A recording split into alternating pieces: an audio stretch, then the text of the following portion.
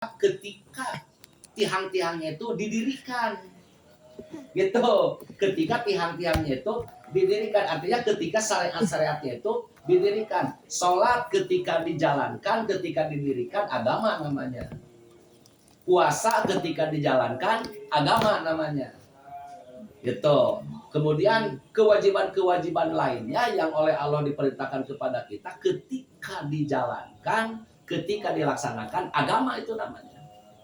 Nah, maka dalam nanti dalam dalam hadis yang lain itu seringkali disampaikan, kalau tidak salah gini, as-sholatu imaduddin, kemudian waman tarokaha faqad hadamadin, nah itu kan, waman tarokaha faqad hadamadin, siapa yang meninggalkan sholat faqad hadamadin, hadamat di situ menghancurkan. Siapa yang meninggalkan sholat maka dia yang menghancurkan agama. Nah, pengertiannya bukan hanya pada sholat. Sholat itu hanya sebatas alamat saja, artinya kepada perintah Allah. Gitu. Memang ditulisnya khusus sholat, tapi yang dimaksud umum. Jadi lamun nganggo bahasa kalimat balaghon sadian mah mimbabi itlaqil khos wa iradatil am. Yang dimaksud nama, yang disampaikan nama mimbabi itlaqil khos, yang diucapkan nama khusus sholat. Tapi wa iradatil am, yang dimaksud bukan hanya sholat saja, tapi semua yang kategori perintah Allah. Jadi kalau perintah Allah ditegakkan, maka itu namanya agama. Tapi kalau perintah Allah tidak ditegakkan, maka hancur agama, bukan agama namanya. Maka kalau kita lihat, sebetulnya kalau kalau kita lihat perkembangan Islam, kenapa sampai hari ini tuh keberkahannya hampir nggak ada gitu. Ya, yang ada itu bukan keberkahan, tapi istidraj mungkin lah. Banyak dari ini. Itu kan kebanyakan tidak berkah. Indonesia itu bagaimanapun rezeki dari Allah itu sangat luar biasa. Minyak tanah, tambang dan sebagainya. Tapi tapi kelihatan tidak ada keberkahannya. Kenapa? Karena agama Islam tidak dijalankan. Gitu. Hanya yang menjalankan agama Islam itu hanya beberapa atau sebagian orang saja. Itu pun tidak bisa tegak semua.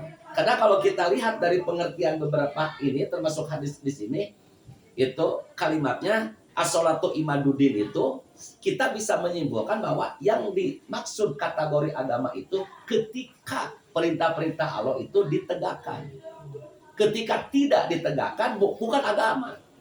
Maka waman tarokaha faqad hadamadin, orang yang meninggalkan sholat, artinya ketika ada perintah Allah tapi tidak dilaksanakan, maka itu menghancurkan agama.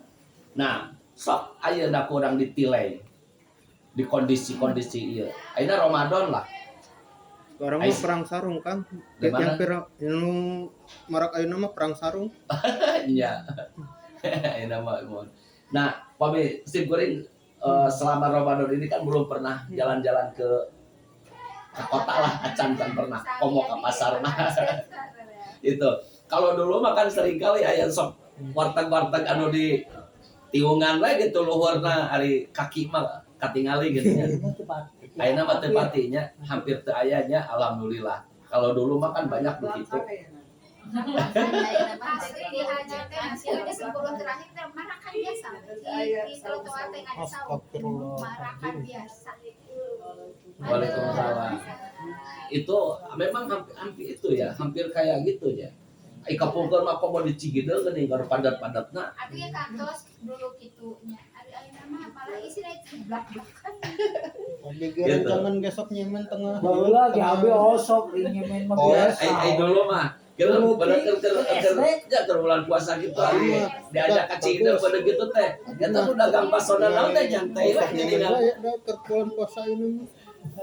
Nah, jadi kalau kita lihat dari pengertian hadis yang barusan, dari kalimat as-sholatu imaduddin, bahwa yang tidak menjalankan perintah Allah itu adalah mereka yang menghancurkan agama. Ketika menghancurkan agama, ketika tidak melaksanakan bahwa dia itu agamanya dipertanyakan. Nah, di sini disampaikan wapiha dari Imaduddin itu wapiha eta tetap tina salat itu bagian-bagian tina salat itu asrul hisolin ada 10 perkara ya. Artinya di sini ada 10 yang kita bisa dapat hasilkan dari sholat atau faidah sholat. Dari faidah sholat itu ada 10. Waalaikumsalam. Damang kanji. Nah, dari sholat itu wapiha asyru bisolin. Di dalam melaksanakan sholat atau di dalam menegakkan sholat itu ada 10 keutamaan atau ada 10 perkara yang bisa kita lihat faidah dari sholat itu. Pertama, zainul wajhi. Pertamanya, zainul wajhi. Orang yang menegakkan sholat itu zainul wajhi. Zainul wajhi itu, kalau zain itu seringkali di dalam bahasa Sunda gining. Gining. Gining kenal bahasa Nusana? Gaya atau ada satu lagi. Zainul wajhi. Jadi gining wajahna teh, cerah. Mulai nama naon? Glowing. Enak mana itu. Jadi orang yang sholat itu pasti bakal glowing wajahnya. Naon sababna? Kumaha? Mohon. Dina wajah. Engke cahaya mah eta termasuknya gini. Zayin kan kalimatnya zayin. Bersih lah. Ya, cerah gitu nya. Terus wajahna teh teu maleuk-meuk. Kita cemerut. Bercahaya. Pokoknya mah gak kusam. Gining pokoknya mah gitu. Jadi lifestyle-nya teh oke gitu lah ya. Gitu. Itu performanya teh wah luar biasa lah. Itu wajar karena pertama wajahnya dicuci dulu kan dengan wudhu. Kemudian sholat. Setelah sholat kan timbul kegembiraan hati. Yang namanya jiwanya gembira, hatinya gembira pasti performan wajahnya juga, auranya juga akan beda. Nah itu. Nah gitulah banyak halnya. Jadi di sini tidak diceritakan soal warna kulit kan ya? Tidak diceritakan soal warna kulit. Walaupun hitam, tapi ketika dia ahli ibadah, ahli sholat itu kelihatan bersih, kelihatan bercahaya. Itu yang pertama ketika sholat dilaksanakan. Jadi ketika sholat dilaksanakan itu yang pertama akan muncul zainul wajhi. Wajah itu hanya bagian. Awasnya, wajah itu hanya bagian yang diceritakan. Tapi yang dimaksud di sini bukan hanya wajah, tapi seluruh anggota badannya tuh akan apa hebat gitu. Akan hebat, gining, bersih lah gitu. Nah itu itu yang pertama disebut teh namanya di bahasa ya teh beautiful non Inner beauty betul. Oh cantik dari dalam, cantik dari luar itu inner beauty. Nah itu kan yang dimaknai sholatnya. Iya betul yang dimaknai. Iya, makanya tadi di awal sholat yang kategorinya menegakkan agama kan gitu. Berarti itu yang dimaknai dan sebagainya. Itu luar biasa ya, lamun sholat ditegakkan. Masya Allah. Nomor kahiji zainul wajhi. Coba lamun umat Islam seluruhnya itu zainul wajhi hebat. Kayaknya warna nggak bakalan laku tuh. Warna kemudian apalah gitu yang kayak gitu gak bakalan ini kayaknya pick up itu kayaknya. Nah itu yang pertama. Yang kedua wanurul qalbi. Wanurul qalbi, hatinya akan bercahaya, akan muncul cahaya hati. Nurul qalbi, cahaya hatinya itu akan muncul. Itu ketika orang menegakkan sholat. Ini ditambah dalam sebuah hadis Rasul disampaikan gini.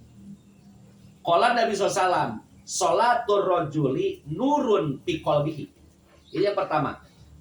Maksud yang pertama penjabaran dari wan nurul qalbi tadi. diambil dari ini sebuah hadisnya, sholatur rajuli nurun fi qalbihi. Sholatnya seorang laki-laki ini bukan hanya seorang laki-laki, tapi untuk perempuan. Tapi kenapa ini disebut laki-laki? Karena perempuan itu bagian dari laki-laki. Makanya dalam beberapa ayat Quran atau dalam hadis seringkali dikatakannya laki-laki saja, tidak dengan perempuan. Seperti gini, ketika dalam Al-Quran ada hudal lil muttaqin. Muttaqin itu kan jama mudzakkar salim kalimatnya. Kenapa tidak muannas? Nah, tapi selalu mudzakkar karena perempuan itu bagian dari laki-laki. Sebelum ada Siti Hawa, Nabi Adam dulu. Gitu, tidak berbarengan datangnya. Makanya ketika dalam beberapa kalimat dalam hadis atau dalam Al-Quran selalu yang dicantumkannya kalimatnya mudzakkar. Tetapi mu'annas itu termasuk pada kategori mudzakkar. Atau kategori mudzakkar itu sudah tercakup tercakup yang mu'annas itu ke dalam itu. Terkecuali nanti ada kalimat yang akan khusus buat mu'annas. Gitu. Ada kalimat yang khusus buat mu'annas itu akan berbeda kalimatnya mu'annas. Mudzakkar kalimatnya mudzakkar. Nah, di sini umum semua. Walaupun kecapnya sholatur rajuli. Sholatnya laki-laki dari konteksnya. Tapi bukan hanya laki-laki tapi semua juga untuk apa? Untuk perempuan juga sama. Sholatur rajuli, sholatnya laki-laki, nurun fi qalbihi, itu karena ada cahaya dalam hatinya. Jadi kalau dalam hatinya tidak ada cahaya, dia tidak akan sholat. Terus yang kedua, ketika dia melaksanakan sholat, maka hatinya akan muncul cahaya. Sehat, Mak? Nah, ketika si orang itu melaksanakan sholat, maka hatinya itu adalah bercahaya. Gitu. Da anu itu bercahaya mah moal ngelaksanakan sholat, gitunya. Jadi cahaya di situ bisa diartikan sebagai iman. Artinya ketika orang yang menegakkan sholat bahwa hatinya itu memiliki iman. Nah, di sini nurun fi qalbihi, cahaya dalam hatinya itu laki-laki. Bisa juga disebutkan bahwa ketika seseorang itu melaksanakan sholat, maka akan muncul cahayanya dalam dirinya, itu akan muncul cahaya. Yang seperti tadi, wajahnya saja tadi zainul wajhi ditambah dengan cahaya. Makanya orang yang sholatnya benar mah sejuk. Sejuk. Iya, sejuk pokoknya mah. Dari segala hal itu sejuk. Iya, sejuk. Ya, teriwa lah gitu, Mak. Itu orang yang melaksanakan sholat dengan sesungguhnya sejuk lah. Itu ya nanti. Nah, kemudian paman syaa minkum fal yunawwir qalbahu. Nah, ini disampaikan dari hadis yang ini kelanjutannya, paman syaa minkum, siapapun di antara kalian yang senantiasa syaa itu melaksanakan lah gitu, anu karep kayak maksudnya melaksanakan sholat, fal yunawwir qalbahu, maka akan menyinari cahaya itu dari hatinya, itu akan menyinari. Gitu, nu tadi teh. Jadi ketika orang melaksanakan sholat, maka cahaya dari dirinya itu akan menyinari yang lainnya. Jadi auranya itu akan kelihatan. Nah, salah satunya ketika satu daerah. Makanya gini, ketika di satu kampung ada masjid, kalau tidak ada yang berjamaah di masjid tersebut dalam satu waktu, tidak ada yang berjamaah, dosa semua. Sakampung eta teh dosa. Anu aya di lingkungan masjid eta. Lamun dina hiji waktu sholat, henteu aya anu berjamaah. Kenapa itu? Karena si kampung itu tidak akan tersinari oleh cahaya sholat. Gitu. Upami teu aya anu berjamaah, tapi aya anu berjamaah, maka semua aman, tersinari dengan sinar jamaahnya itu. Dengan sinar sholat berjamaah. Walaupun cuma bahasa kasar berdua. Betul, yang penting asal ada yang berjamaah. Itu dalam satu kampung. Nah, ini penting, nah di satu kampung ada orang yang mengerti agama. Itu penting nanti. Kayak di perumahan. Nah, itu repotnya kan gitu. Karena kan, tapi maaf punten. Rata-rata orang yang ada di perumahan itu kan orangnya kerja. Kalau kerja yang disibukannya apa? Dunia kan gitu. Kalau orang berpikirnya kerja, berarti yang sibuknya apa? Dunia. Yang tidak boleh itu bukan mencari dunianya, tapi yang tidak boleh itu adalah menyenanginya terhadap kehidupan dunia. Menyenanginya.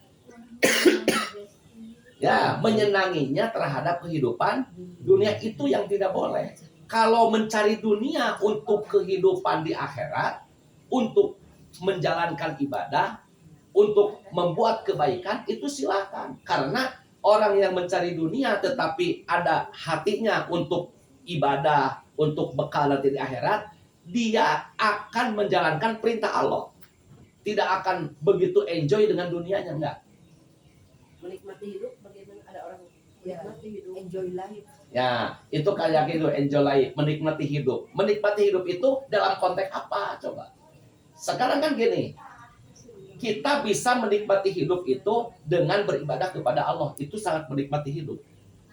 Karena ketika kita berdialog dengan Allah, apalagi pada saat orang sedang tidur, kita bangun berdialog dengan Allah, Masya Allah.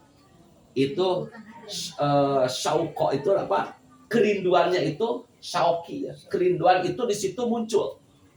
Rindu dan sebagainya. Setan. Itu apabila dilaksanakan pada saat orang sedang tidur. Dan karena itulah Nabi Ibrahim diangkat, diberi pangkat sebagai Khalilullah. Itu Nabi Ibrahim, rahasianya Nabi Ibrahim dijadikan sebagai Khalilullah itu karena itu. Karena ada 3 hal yang dilakukan oleh Nabi Ibrahim. Kenapa Nabi Ibrahim dijuluki Khalilullah oleh Allah, kekasih Allah? Pertama, Nabi Ibrahim itu dia suka bangun pada saat orang sedang tidur. Itu orang lain tidur jam 1, orang lain baru tidur, Nabi Ibrahim bangun. Gitu. Saat orang lain menjauh dari Allah, kan tidur menjauh dari Allah. Apalagi tidurna aduh itu babacaan. Tuduh gue, nggak saya jauh. Gitu, tapi lamun babacaan lama leuheung. Gitu kan, ketika tidur kita kan tidak ingat apa-apa. Pada saat tidur kita tidak ingat apa-apa. Nah, pada saat orang sedang menjauh, kita mendekat. Nah, gitu. Itu yang dilakukan oleh siapa? Nabi Ibrahim. Pada saat orang-orang sedang menjauh, ini malah mendekat dengan dengan Allah, Nabi Ibrahim. Disitulah awal Nabi Ibrahim sehingga dijuluki sebagai Khalilullah. Itu yang ini. Semua ada 3 poin. Tapi yang lebih penting di situ. Yang kedua, Nabi Ibrahim itu selalu setiap mau makan selalu mencari orang. Kita mau kembali. Itu it'amut ta'am. Nabi Ibrahim selalu it'amut ta'am. Jadi kalau makan selalu mencari orang. Sampai rumahnya itu berbentuk kubus segi 4. Gitu. Pintunya itu ada yang menghadap ke barat, ada yang menghadap ke timur, ke utara dan ke selatan. Jadi kalau mau makan itu semua pintu dibuka. Dicek, belah sini ada orang enggak? Di sini ada orang enggak? Ada orang. Kalau ada orang diambil, ayo bareng makan. Kalau enggak ada orang, makannya ditangguhkan. Makannya itu ditangguhkan Nabi Ibrahim, tapi dia mencari dulu orang. Sampai dalam hadis itu disampaikan itu sampai perjalanan 2 mil. Dia mencari orang hanya sekadar untuk makan bareng. Kotram. Hanya sekadar untuk itu. Itu Nabi Ibrahim. Itu Nabi Ibrahim, kebiasaan Nabi Ibrahim itu. Sehingga yang ketiganya adalah Nabi Ibrahim selalu afsus salam. Menyebarkan salam. Jadi ke semua orang dimanapun menyebarkan salam. Dan ternyata menyebarkan salam itu adalah karakter kebiasaan Rasulullah Shallallahu Alaihi Wasallam. Makanya kategorinya ada yang menyebutkan itu sunnah Nabi membacakan salam, tapi kita wajib yang pertama kali membaca, yang ketika ketemu kita sampaikan baca salam. Itu, Abang Kasep. Nah, bahkan Nabi Muhammad SAW itu sangat sering mengatakan baca salam. Salah satunya Nabi Muhammad SAW itu sering berangkat ke pasar. Tapi ketika berangkat ke pasar, Nabi Ibrahim selalu langsung, Nabi Muhammad SAW ya, masuk pasar langsung, Assalamualaikum, Assalamualaikum, Assalamualaikum, Assalamualaikum, terus ke semua Yang ada di pasar itu dia menyampaikan assalamualaikum, assalamualaikum. Tapi kalau hari ini kadang sebaliknya, masuk pasarnya. Ya, padahal setiap ada di jongkok ini ada yang nunggu, assalamualaikum. Di jongkok ya yang nungguan, assalamualaikum. Nabi Muhammad kapungkur gitu. Maka menyenangi datang ke pasar itu hanya untuk absu salam. Salah satunya. Dan itu bentuk dakwah.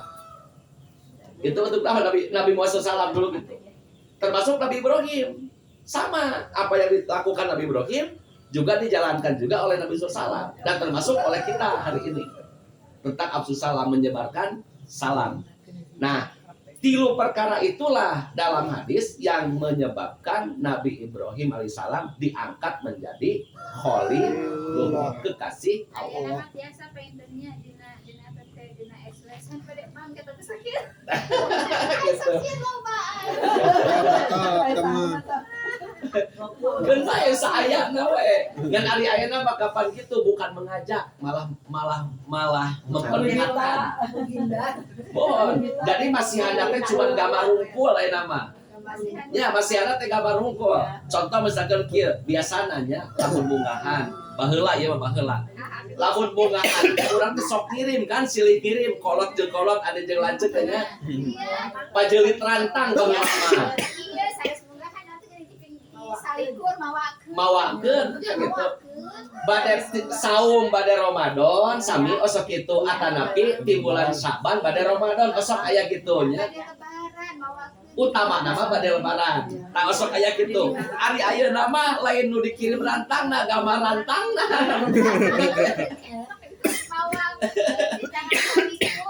Iya, ayeuna mah dikana WA-keun kan dikirim. Iya gitu. Itu gambar yang dikirim itu sekarang mah. Itu. Padahal kalau kita lihat Nabi Ibrahim mah justru dicari orang itu. Dicari itu supaya makan bersama gitu. Kita mau nusoknya main atau mah. Sekarang juga dicari numpang makan. Nah, gitu aja. Tapi kadang-kadang sekarang mah alhamdulillahnya ada masjid di mana gitu kan. Ayo sholat berjamaah nih di sini disiapin ininya apa untuk tajilnya dan sebagainya. Alhamdulillah. Kalau di Tasik ada apa WMG ya, WMG lumayan ke pesantren kemarin ke pesantren ada buka bersama dan sebagainya. Mapai ke pesantren ada WMG warung makan gratis. Bukan MB, bukan WMG ya. Ini mah WMG. Nah itu alhamdulillah. Itu jadi yang kedua ini hikmah dari sholat itu wanurul qalbi. Jadi hatinya akan apa? Bercahaya. Kemudian yang ketiga warohatul badan. Warohatul badan. Warohatul badan itu kalau artinya rohat itu kan istirahat, tetapi yang dimaksud adalah sehat badan.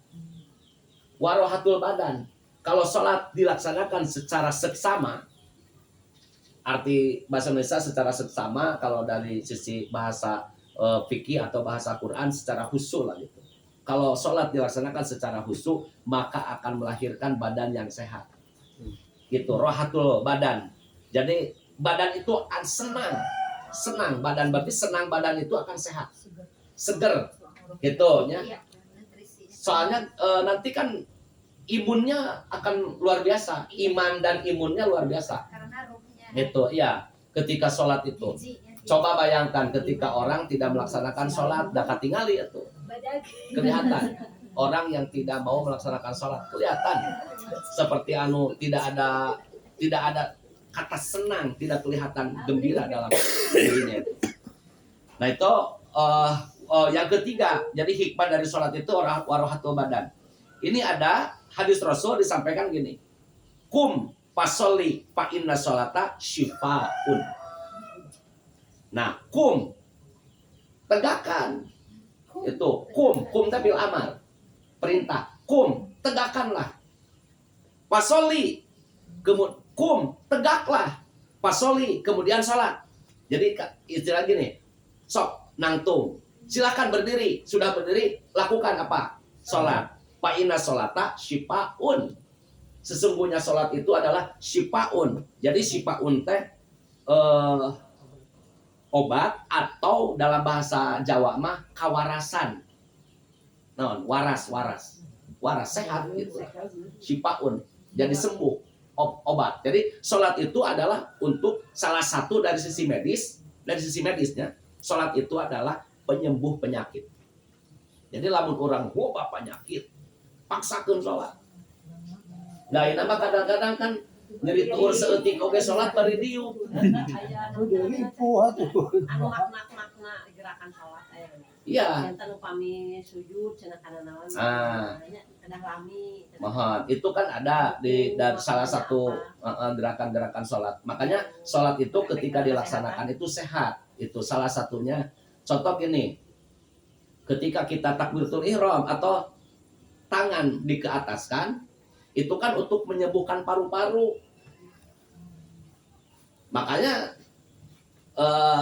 ketika tangan kita ulah juga nulung lai kieu gitu. Ulah juga nulung lai. Harus diikuti dengan, makanya diikuti dengan bacaannya kan gitu. Sami Allahu liman hamidah atau Allahu Akbar. Itu kan berhubungan antara gerak napas dan itu menyembuhkan paru-paru, jantung kesehatan paru-paru. Itu.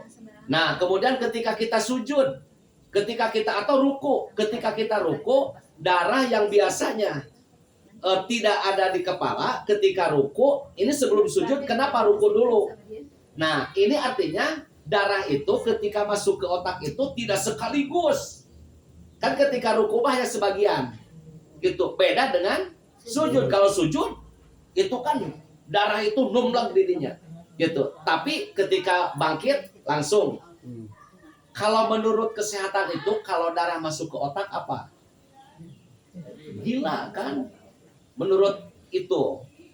Tapi ketika sholat, darah ke kepala itu numlang di kepala. Ketika sujud, ada beberapa waktu tahapannya. Paling tidak ketika bacaannya 3 kali atau 5 kali atau 7 kali. Itu kan dalam ilmu fikih itu sampai 7 kali. Bahkan ada orang yang lebih dari situ. Nah, ketika bangkit dari sujud, darah itu terasa langsung ke bawah lagi, dari atas dari sini langsung ke bawah lagi, dan itu akan terasa segernya badan. Itu dari sujud. Nah, kemudian dari cara duduk. Duduk itu kan ada 2 macam. Ada duduk iftiros, kemudian ada duduk tawaruk. Nah, dua-duanya itu ketika duduk iftiros, ketika duduk tawaruk pun itu akan menyehatkan badan. Kieu punten ya, dalam bahasa Sunda, punten. Kapungkur sepuh lamun mamatahan calik ka istri osok naon. Emok. Nah, ternyata duduk perempuan yang emok itu akan menyehatkan badan dan menyehatkan dari berbagai macam penyakit. Punten ya. Tapi ini mungkin salah satu dicontohkannya gini. Ini lurus. Pertama kalau sholat gini, ya kalau sholat gini, tapi yang sebelah kan kakinya diginiin. Nah, ketika ia dikirkeun, ini kan darah tuh anu tadina tersendat jadi henteu, makanya akan menghilangkan kolesterol. Itu akan menghilangkan kolesterol. Atau misalkan ketika ibu-ibu duduk atau laki-laki juga, silakan aja duduk seperti gini. Ini diginiin, ini duduk emok kayak gini. Kalau yang kuat 15 menit, insya Allah badannya sehat. Karena saya mau lagi ya. Ente, kieu kan emok cabok disebut. Nah, aya nu kieu emok kieu, aya anu emok sertos model kieu. Kan dua-duanya sama. Untuk perempuan. Itu kan ada yang duduk seperti itu kan ketika sholat kayak gini. Iya kan lamun sampai rada di kieu kan emok namanya. Terus ketika orang atahiyat seperti gini, ini juga emok. Jadi ketika sholat dipraktekkan baik oleh laki-laki atau perempuan, cara duduknya di luar sholat itu menyehatkan, dan itu akan menghilangkan apa, penyakit-penyakit. Apalagi kayak gini nih, coba ini lurus, ini seperti gini, ini rapat, ini gini, sok anu kiat sampai 15 menit itu insya Allah badannya sehat. Gitu. Jadi Ini pantatnya karena lantai.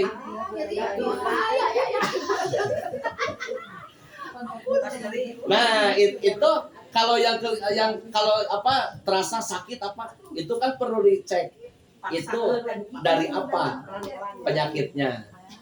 Itu kayak gitu. Apa? Gitu.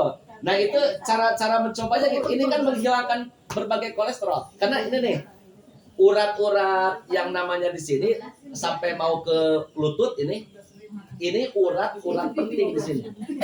Mau ke lutut itu di paha, mau ke lutut itu urat penting. Makanya terasa ya Nana. Nah, itu makna ketika duduk dalam sholat itu juga sama dengan begini. Ketika duduk dalam sholat ini menyehatkan. Itu ya. Maka dalam hadis ini disampaikan warohatul badan ya, warohatul badan. Jadi sholat itu warohatul badan. Diperkuat dengan hadis kum pasoli paina sholata shifaun. Sesungguhnya sholat itu adalah shifaun. Satu sisi disebut obat, satu sisi menyehatkan. Jadi sholat itu akan menyehatkan. Menyehatkannya lahir batin, sehat itu. Sholat itu lahir batin ya. Nah, nu mawe anu rusuh mah mohon, anu rusuh mah teu ieu. Pangna kedah aya tumaninah teh saukuran maca subhanallah. Lamanya tumaninah itu minimal selama kita maca subhanallah. Itu tumaninah. 3 kali subhanallah. Untuk itu. Makanya 3 kali gitu dalam bacaan sholat itu. Setiap ruku, setiap sujud itu 3 kali. Itu justru untuk menyehatkan badan. Ini dilihat dari sisi ilmu medis. Bahkan kalimatnya kan gini. Kalau dalam ilmu fikih, kalau ada 3 kali dikategorikan sunat, makanya kalau 1 kali dibaca itu jadi makruh. 3 kali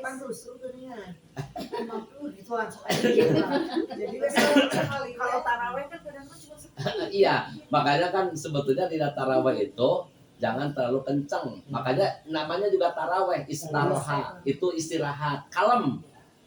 Di orang pada taraweh beda jengaran sudah. Ya. Rata-rata kalau di masjid-masjid yang lain taraweh itu yang 20 rakaat misalkan. Kalau yang 11 rakaat kalau waktunya sebentar juga wajar 11 rakaat. Tapi yang 20 rakaat rata-rata berapa menit? Itu rata-rata kalau di masjid-masjid yang lain itu 15 menit. Tapi ada juga tarawih yang cepat di Jawa Timur. Oh yang gitu Pak. Itu kalau di masjid di sini itu hampir 1 jam kurang seperempat pelaksanaan tarawehnya. Jadi termasuk sedanglah cepat tidak lambat pun tidak gitu, tidak terlalu ini. Jadi ukuran sekitar 1 jam atau 3/4 jam itu cukup. Nah dilanjut. Ditambah lagi dari tadi bahwa sholat itu adalah menyehatkan. Ini juga ada hadis Nabi, diperkuat dengan hadis Nabi.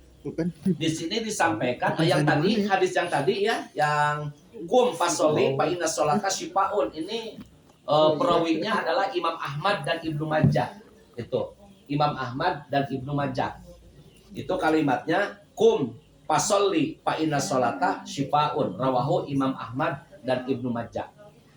Kemudian hadis ditambah lagi dengan hadis berikutnya yaitu anna Rasulullah SAW masih nomor 4. Masih nomor 4. Nomor 3, masih nomor 3. Ini memperkuat dari yang nomor 3. Ini ada beberapa hadis yang disampaikan. Kemudian di sini waruya anna Rasulullah sallallahu alaihi wasallam diriwayatkan sesungguhnya Rasulullah SAW qala Rasul bersabda innallaha sesungguhnya Allah ida angzala ketika menurunkan Allah ahatan menurunkan kepada sebuah penyakit minas sama'i dari langit ketika Allah menurunkan penyakit dari atas, dari langit, ala ahlil ardi, untuk ahli bumi yang ada di bumi ini, soropaha, maka oleh Allah itu dibelokkan penyakit itu, an umaril masjidi, dibelokkan dari orang yang mengimarohkan masjid, yang meramaikan masjid. Artinya gini, ketika Allah menurunkan penyakit dari langit untuk ahli bumi, untuk manusia yang ada di bumi. Tapi kalau manusianya sedang memakmurkan masjid, sedang meramaikan masjid, itu memakmurkan masjid, artinya sedang sholat, sedang zikir, sedang ada di masjid. Dalam arti di masjidnya itu sedang melakukan yang kategorinya diperbolehkan oleh Allah. Artinya sedang memakmurkan masjid. Maka penyakit yang dari atas yang akan diturunkan untuk ahli bumi itu oleh Allah itu akan dibelokkan. Jadi orang yang ada di masjid tidak akan mendapatkan penyakit itu. Ini keutamaan-keutamaan termasuk dari sisi itikaf di masjid. Makanya kita harus sering mendekat ke masjid gitu. Orang yang sering mendekat ke masjid insya Allah akan jauh dari penyakit.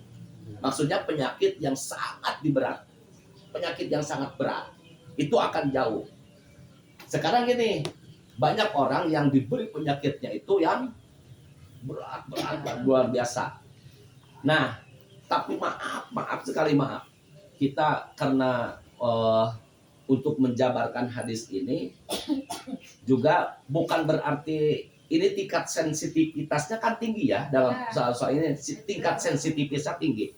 Tetapi kalau kita misalkan mencoba untuk mengclearkan, artinya gini, ketika orang-orang yang penyakitnya sangat tinggi, banyak, nah kita cek durasi ke masjidnya, gitu, durasi ke masjidnya.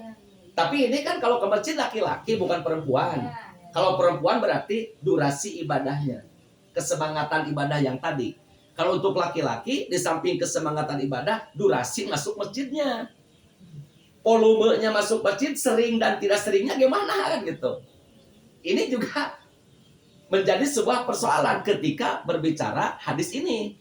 Karena dalam hadis ini disampaikan, innallaha ida anzala ahatan.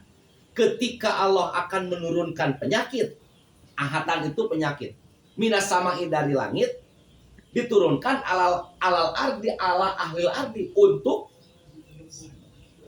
ahli bumi. Nah, soropaha, Allah membelokkan kepada penyakit itu, dibelokkan an umaril masjidi, dari orang-orang yang memakmurkan masjid. Artinya orang yang memakmurkan masjid itu tidak akan terkenai penyakit itu yang diturunkan oleh Allah. Nah, pertanyaannya, ketika orang banyak mendapatkan penyakit yang cukup berat, ini berat sekali, maka coba dicek kesehariannya, durasinya masuk masjid bagaimana. Itu durasinya masuk masjid, apakah yang 5 waktu itu di masjid atau di rumah, sebagian di masjid, sebagian. Itu penting gitu ya, dicek itu tentang itunya. Apakah di luar 5 waktu sunat dan sebagainya, di masjid apa di rumah?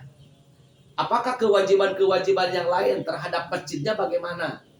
Memakmurkan masjidnya dengan ngajinya, dengan itikafnya dan sebagainya, itu juga perlu dicek gitu ya, perlu dicek. Ketika kita melihat pada hadis yang barusan disampaikan, ini rawahu al-Askariyu, nama perawinya al-Askari. Walaupun mungkin saja ini hadis itu tidak sahih, mungkin, tetapi yang perlu kita pahami adalah isi kandungannya ini menjadi menjadi perhatian buat kita, gitu. Bahwa ketika Allah menurunkan penyakit dan pada saat orang sedang ada di masjid, maka penyakit itu akan dibelokkan oleh Allah.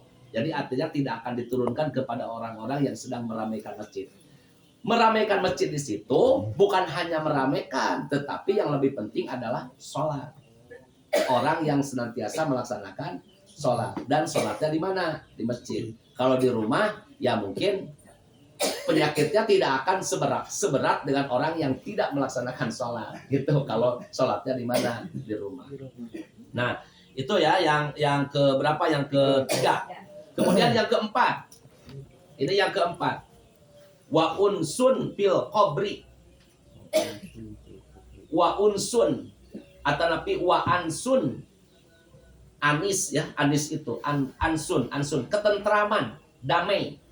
Wa ansun fil qabri, dan kedamaian di dalam kubur. Artinya di dalam kubur itu nanti ketika orang suka melaksanakan sholat, melaksanakan kewajiban dalam arti yang poin pentingnya di sini adalah sholat, itu akan mendapatkan ketentraman, akan mendapatkan ketenangan di dalam kuburnya.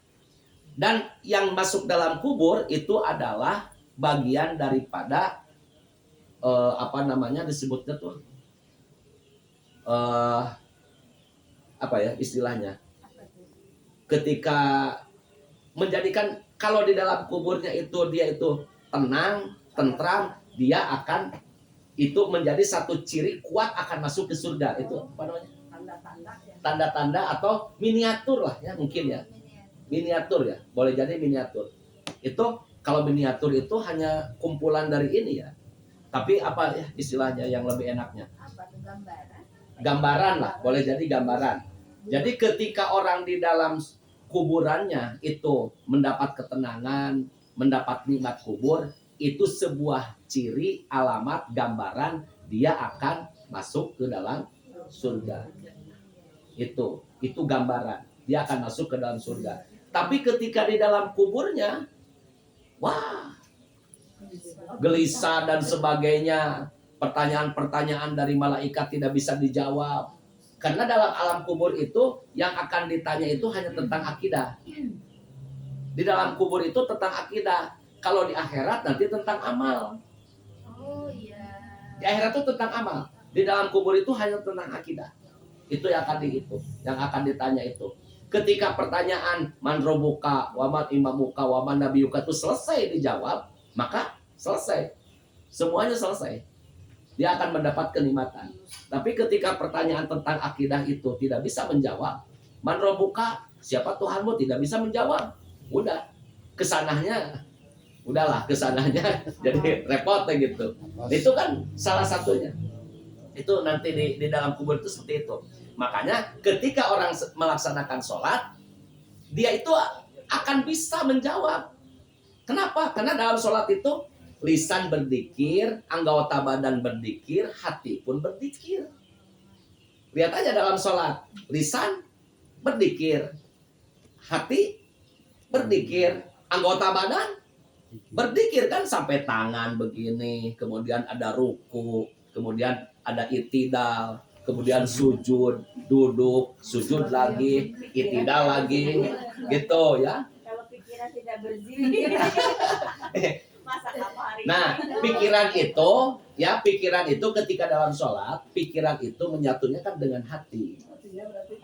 Kalau hatinya itu tenang, pikirannya akan mengikuti hati. Makanya yang disebutnya dikrul lisan, dikrul kolbi, dikrul jawari anggota. Itu dalam sholat itu komplit.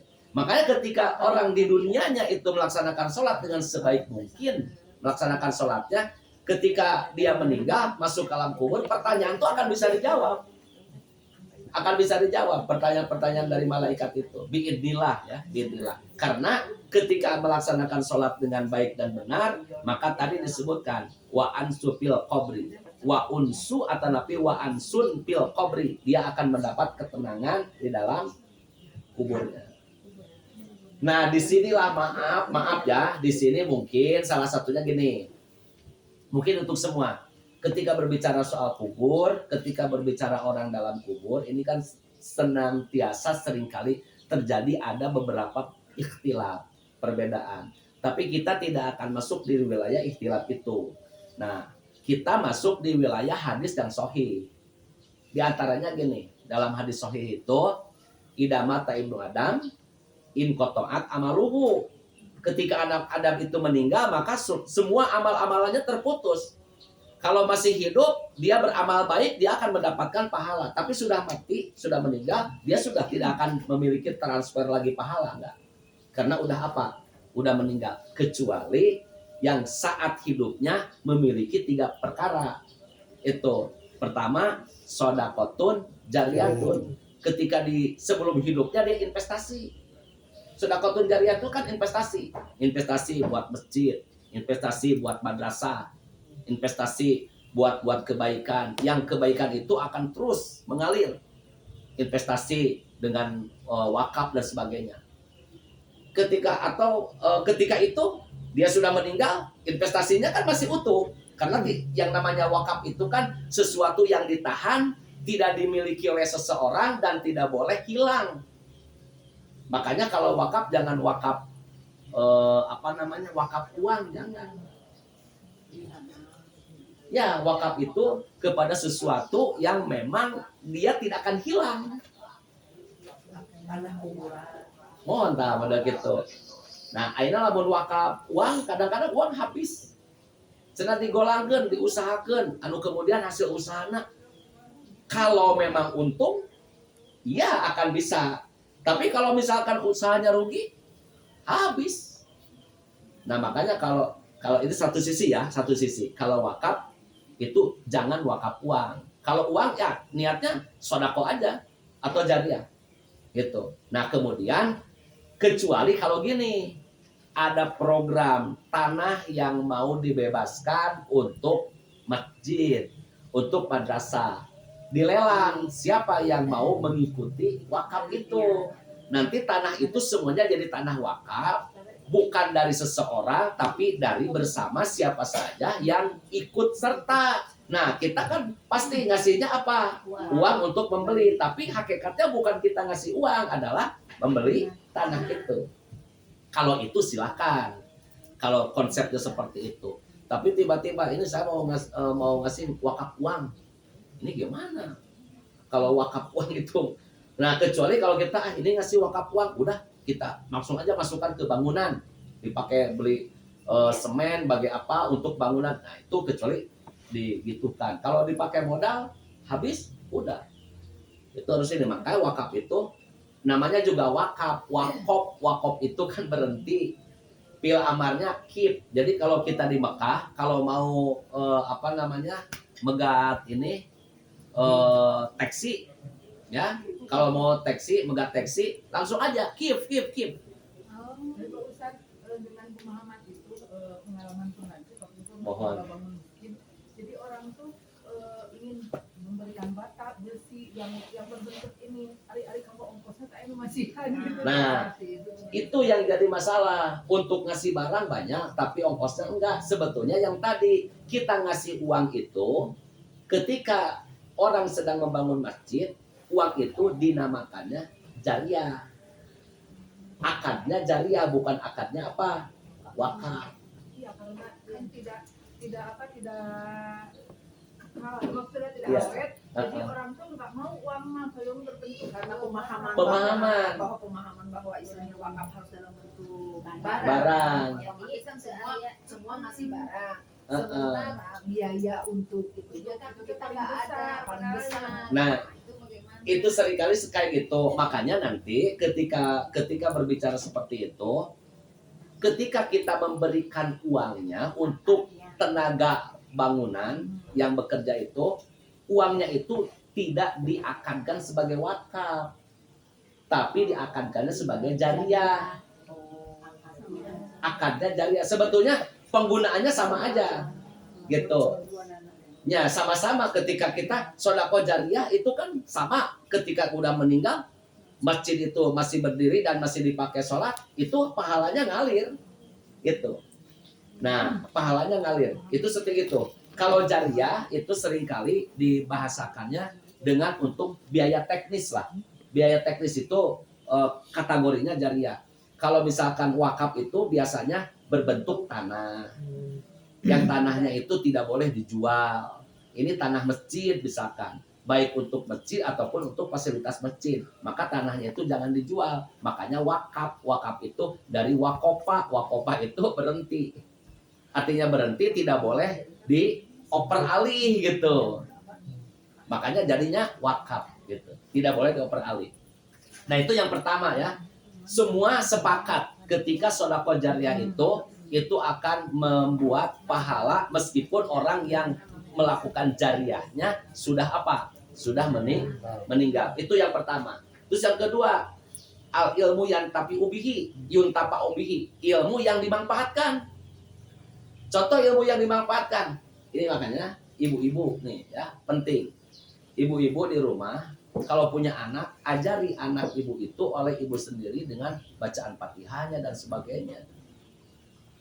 Nah, ketika si anak itu, ketika orang tuanya sudah meninggal, tapi orang tuanya pernah mengajarkan satu ayat atau satu surah Fatihah misalkan kepada anaknya, anaknya sholat, membaca Fatihah. Setiap anaknya membaca Fatihah, pahalanya ngalir. Baik si anaknya sholat ataupun tidak, atau bukan dalam sholat gitu ya, baik dalam sholat ataupun di luar sholat, ketika si anak membaca Fatihah akan ngalir ke orang tua yang memberikan itunya. Itu dari satu sisi. Ini pentingnya manfaatnya kita mengajarkan ilmu. Nah, jadi seorang orang tua juga apakah sudah kita mengajarkan ilmu kepada anak kita? Gitu ya. Nah, kita nggak bisa katanya untuk mengajarkan. Nah, paling tidak kita kan membawanya ke guru yang siap dia mengajarkan. Nah, seperti itu. Kemudian yang ketiga, waladun solihun, anak yang soleh. Ketika kita punya anak yang soleh, walaupun si anak itu mau mendoakan atau tidak mendoakan secara langsung, ya. Baik mendoakan atau tidak mendoakan secara langsung, asalkan kita punya anak yang soleh, maka pahalanya terus akan ngalir kepada orang tuanya. Ini